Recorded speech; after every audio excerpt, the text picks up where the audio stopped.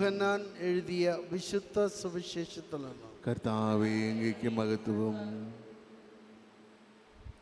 വിശുദ്ധ യോഹന്നാൻ എഴുതിയ സുവിശേഷം 6-ാം അധ്യായം 52 മുതൽ 59 വരെയുള്ള തിരുവചനങ്ങൾ.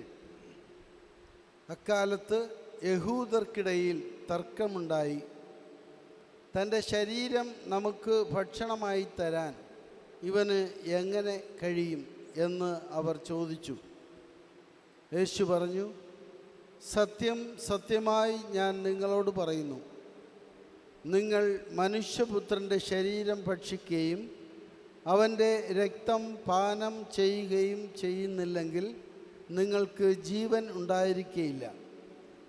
എൻ്റെ ശരീരം ഭക്ഷിക്കുകയും എൻ്റെ രക്തം പാനം ചെയ്യുകയും ചെയ്യുന്നവന് നിത്യജീവനുണ്ട്.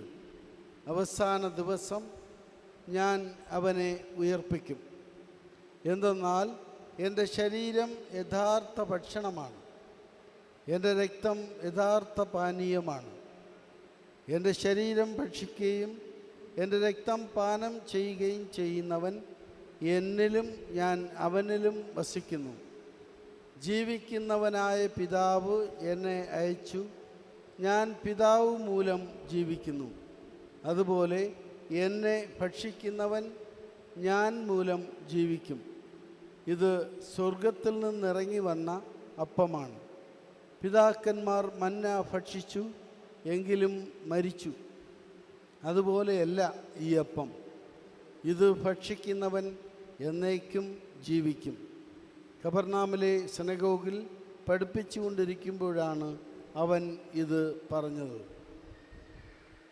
കർത്താവിൻ്റെ സുവിശേഷം. ക്രിസ്തുവേ, സ്തുതി. സുവിശേഷ വചനങ്ങൾ വഴി നമ്മുടെ പാപങ്ങൾ മോചിക്കപ്പെടട്ടെ.